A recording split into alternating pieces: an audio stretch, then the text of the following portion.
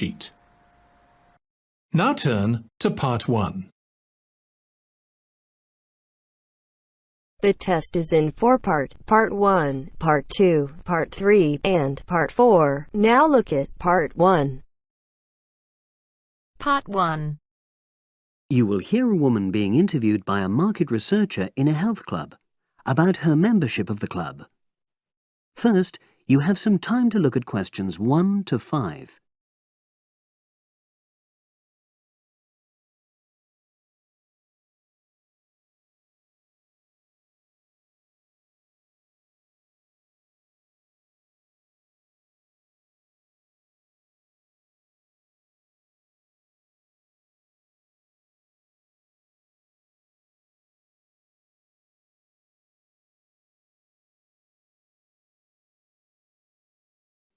Now we shall begin. You should answer the questions as you listen, because you will not hear the recording a second time. Listen carefully and answer questions 1 to 5. Oh, excuse me. I wonder if you'd have the time to take part in some market research. What's it about? About this club and your experiences and opinions about being a member. It'll take less than 5 minutes. Oh, OK then, as long as it's quick. Can I start by taking your name? It's Selina Thompson. Is that Thompson? Yes. Okay, great. Thanks. And what do you do for a living? Well, I'm an accountant, but I'm between jobs at the moment. I understand. But that's the job I'll put down on the form. And would you mind my asking which age group you fall into? Below 30, 31 to 50, and above? Over 50, I think we can safely say. Great, thanks. And which type of membership do you have? Sorry, I'm not sure what you mean. Do you mean how long? No, is it a single-person membership? Oh, right, no, it's a family membership. Thanks. And how long have you been a member? Ooh, let me see. I was certainly here 5 years ago, and it was probably 2 to 3 years more than that. Shall I put down 8? Oh, I remember now. It's 9, definitely. Sorry. No problem. I've got that. And the last question in this first part is, what brought you to the club? Sorry? How did you find out about the club? Did you see any ads? Well, I did actually, but I have to say I wasn't really attracted to the club because of that. It was through word of mouth. So you were recommended by a friend? Actually, my doctor. I'd been suffering from high blood pressure, and he said the club was very supportive of people with that condition, so I signed up. Great, thanks. Before you hear the rest of the conversation, you have some time to look at questions 6 to 10.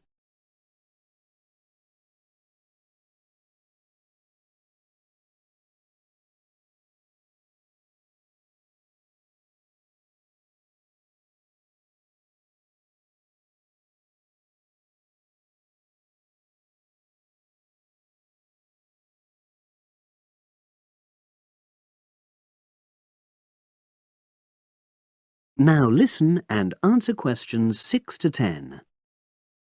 Now, for the second part of the form, I want to ask a bit more about your experience of the club. Sure. How often would you say you use the club? It varies enormously, depending on how busy I am. Of course. But on average, per month? I'd say it averages out at twice a week. OK, so 8 on average. Yeah, and 4 of those are aqua aerobics classes. That leads me to the next question. Would you say the swimming pool is the facility you make most use of? Fair to say that, yep. Right, thanks. And are there any facilities you don't use? One area I realise I've never used is the tennis courts. And there's one simple reason for that. You don't play tennis? Actually, I'm not bad at it. Oh. It's that I'm not happy having to pay extra for that privilege. Oh, right. I've made a note of that. Thanks. Now, in the last section, are there any suggestions or recommendations you have for improvements to the club? Only about health and fitness? Anything at all? Well, I'd like to see more social events. Oh, It isn't just a question of getting together for games or classes, but other things, you know. yes, sure. And another thing that I was thinking, when I had my yoga class in the gym last night, we were all sweltering in the heat, was that I think they should put in, well, you know... Air conditioning. That's exactly what I mean. The rooms are really light and well designed, but they do need proper installations. Sure. Well, I've made a note of that. Good. So, is there anything else you'd like to suggest? About quality of service, for example? Oh, everyone's very nice here. They couldn't be more friendly and helpful. Oh, but I tell you what, it's a shame the restaurant isn't open in the evening on Saturday, and Sunday as well, for that matter. Oh. So, the club should... Open it later on those days. OK. Well, thank you very much. That's all the questions I have.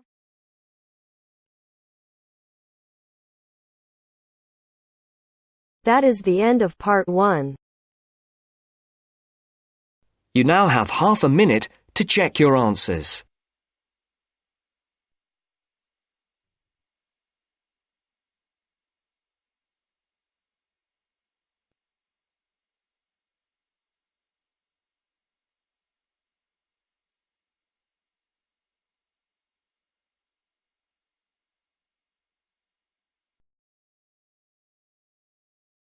Now turns to part 2. Part 2. You will hear a telephone conversation about opening a bank account. First, you have some time to look at questions 11 to 17.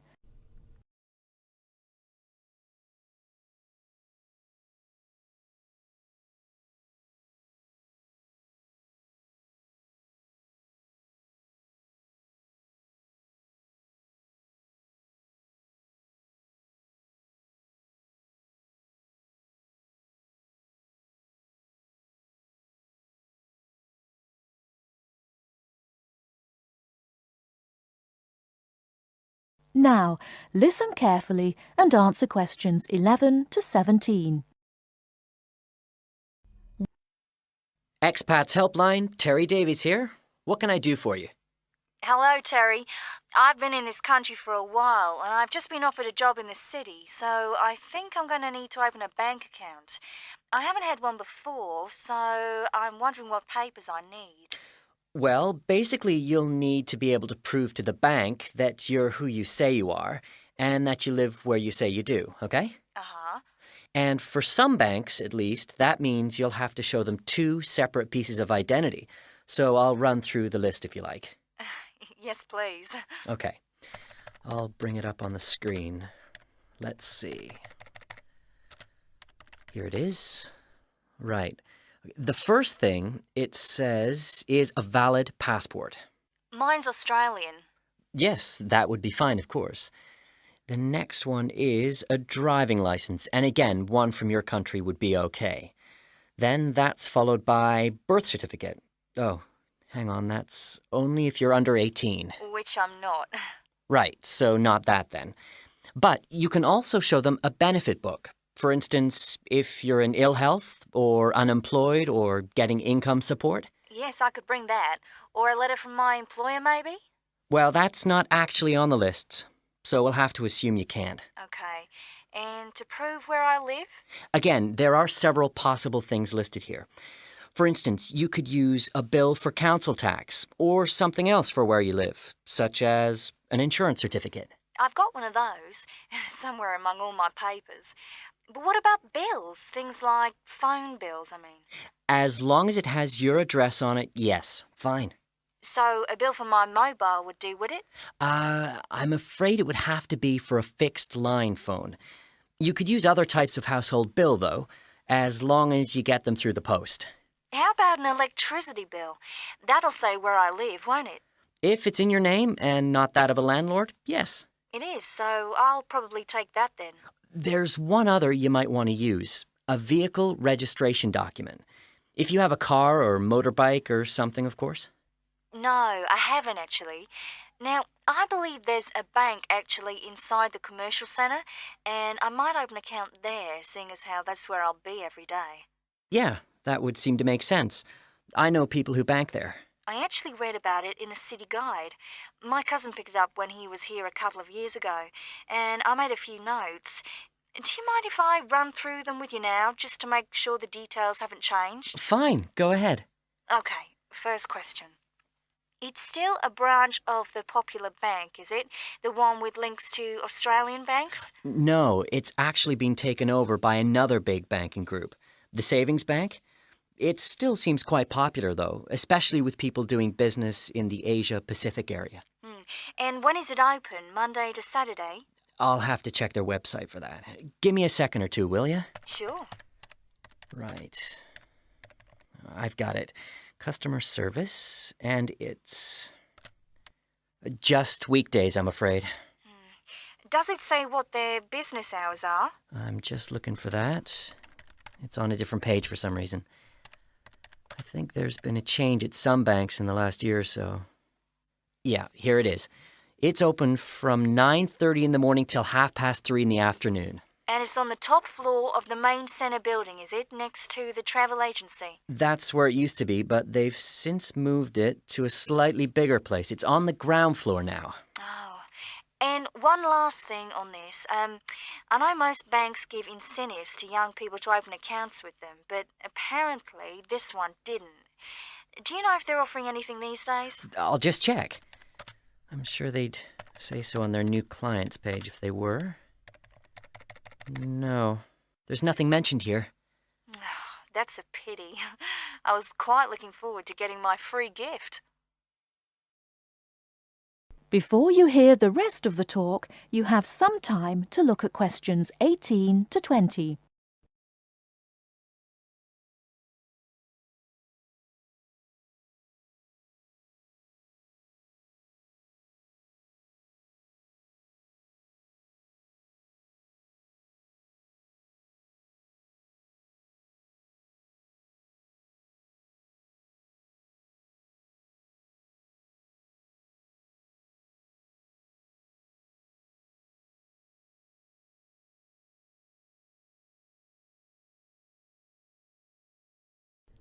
Now listen and answer questions 18 to 20. There are plenty of other banks within walking distance, you know. It may be worth shopping around to see what they've got to offer. Longer opening hours, including Saturdays, perhaps less crowded. Can you tell me how to get to a couple of them? I know where the commercial centre is, so that's probably my best starting place. Sure. For the Royal Bank, you need to turn left when you leave the centre, go along Market Street past the post office, and turn left up Bridge Street past the Shaw Theatre. Then you take the first right. You'll see an internet cafe on the other side, and the Royal is just a bit further along on the right, directly opposite the Park Hotel. Okay, I've got that. What about the Northern Bank? For that one, you turn right as you come out of the centre and go along Market Street until you come to the junction with West Street. There you turn right again and carry on up as far as the next junction where you take a left. You'll see the bank from there. It's the third building on the right. Fine. And the last one, the National Bank? You can go either way from the centre, really. Up West Street or Bridge Street and then along past City Hall. The bank is on the other side of the road, right next to the tourist office. You can't miss it. Great. Thanks a lot for your help. Anytime. Bye. Bye.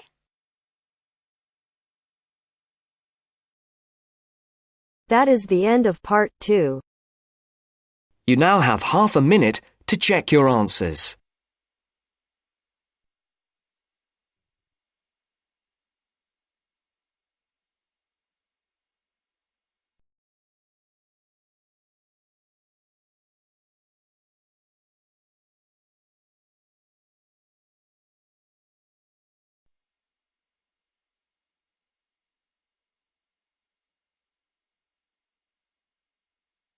Now turns to part 3. Part 3. You are going to hear a lecture about the Miners' Hotel. First, you have some time to look at questions 21 to 24.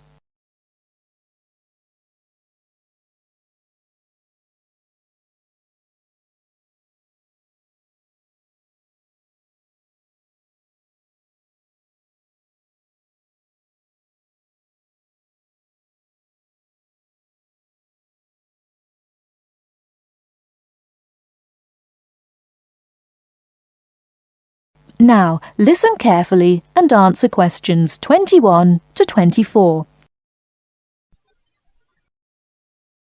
Good evening and welcome to the Miner Hotel. We are pleased to have you as our guest. I will give you a brief information session to tell you everything you need to know to make this a pleasant stay. The Miner Hotel was built in the 1850s, during the Gold Rush period, also nicknaming our state the Golden State. People from all over the country and even from other countries came to seek their fortune here in these hills, creating cities overnight. In this city, many Gold Rush hotels soon opened up. This particular hotel was built in 1851, but was destroyed during an earthquake. It was rebuilt in 1995 to recreate the feel of the Gold Rush, complete with articles and actual photographs from during the 1850s. Our hotel is divided into two buildings, one called the Gold Tower and the other is named the Fortune Tower. You will be staying in the Fortune Tower on the 25th floor, complete with great views of the city. Your room is the best room in the hotel, complete with private living room and hot tub. Here is your room card. On the card it will say FT, meaning Fortune Tower. On the bottom of the card it will say 2515. The 25 stands for the 25th floor, and the 15 stands for the 15th room on that particular floor. Before you hear the rest of the talk, you have some time to look at questions 25 to 30.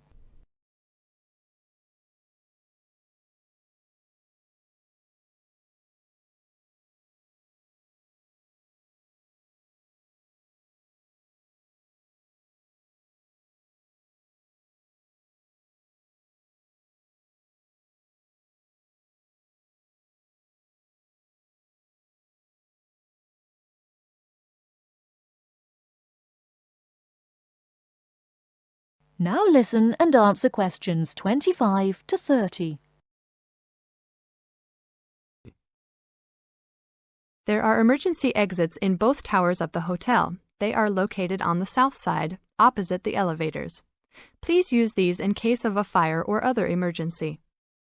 We have some special events happening this week. Our Miners Diner is offering a special Miners Buffet dinner this Friday and Saturday for only $20 per person. This special includes all food, not including drinks and alcohol, and shows for the night. The buffet will be available from 5 to midnight. Because of the historical significance of our hotel, there are some special rules. The first rule is that there is no smoking allowed anywhere in the building, not even in your own room. This is not only to ensure the safety and health of our guests, but also the furniture and pictures can be easily damaged by smoke and other harsh treatment. Please remember that there are items of furniture over 100 years old here, so respect the rules by not smoking. Secondly, please do not take pictures using a flash of any of the drawings and paintings in the rooms or hallways, as they are old and fragile. We are doing our best to preserve a national treasure, so please help us in doing so. Lastly, you will only have one set of towels and bed sheets per 3 days. This is to conserve the water supply, as there are frequent droughts this high up in the hills.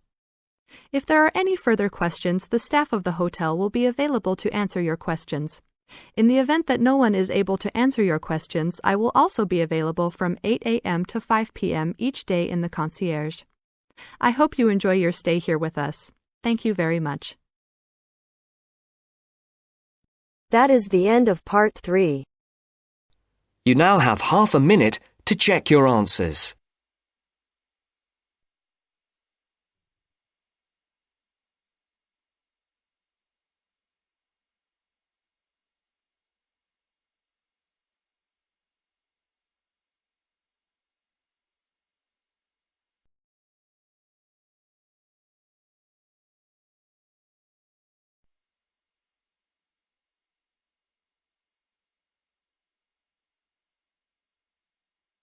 Now turns to Part 4.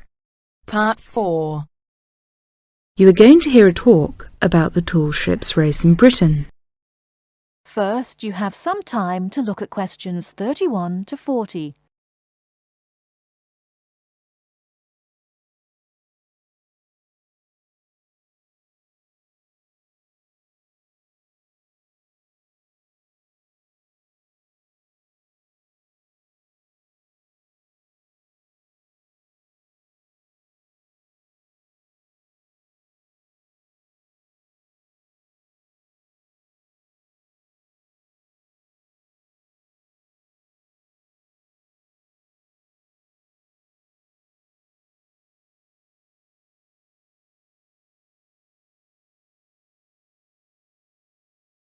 Now listen carefully and answer questions 31 to 40.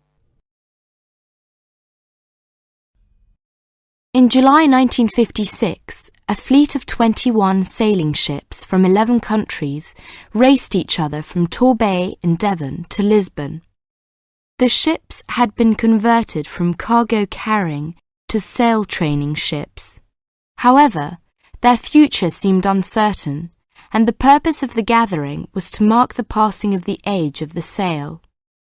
What happened instead was that the sailing ships refused to say goodbye, and 2 years later they raced again, and the fleet was even larger. It was then that the title The Tall Ships was given to them, and the name remains today.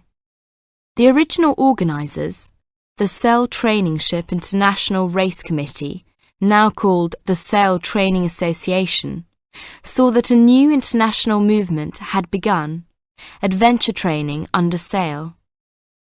As race succeeded race, it became clear that the events had more to do with bringing adventure and widening the horizons of young people than of commemorating the passing of sail.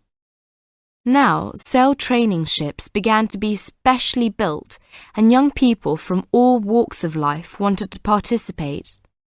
Now, to compete, a vessel has to satisfy just 3 requirements. It has to have a minimum waterline length of 9.09 metres. Half its crew must be between the ages of 16 and 25, and its principal means of propulsion must be a sail. Since 1972, the race has been sponsored by Cutty Sark Scots Whisky, and it has started to attract huge crowds of spectators. In 1984, more than 250,000 people lined the River Mersey in Liverpool to watch the fleet set off. And in 1986, 2 million spectators joined Her Majesty Queen Elizabeth at Newcastle upon Tyne to watch the parade. 1989 was the year that the spectacular Cutty Sark Tall Ships race started from London. A grand fleet of up to 100 vessels gathered on the River Thames near Tower Bridge on Tuesday the 4th of July. The only thing that the racing yachts, ancient and modern, had in common was their young crews. Few were expert sailors, and the majorities were strangers to the sea and to each other. Between Tuesday the 4th of July, when the fleet began to assemble, and Saturday the 8th of July, when the ships took part in a grand parade of sail down the River Thames, vessels were berthed on either side of Tower Bridge. Some were moored in the Pool of London, opposite the Tower of London, while others were moored to the east of Tower Bridge. Smaller vessels were accommodated in St. Catherine's Dock. Many of the larger ships were open to the public. It was an amazing and historic spectacle as the ships sailed slowly up the River Thames. That is the end of Part 4. You now have half a minute to check your answers.